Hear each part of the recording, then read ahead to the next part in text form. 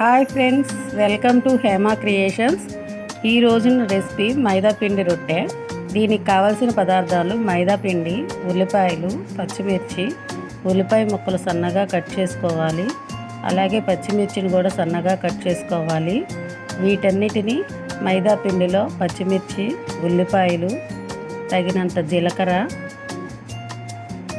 సరిపడినంత ఉప్పు,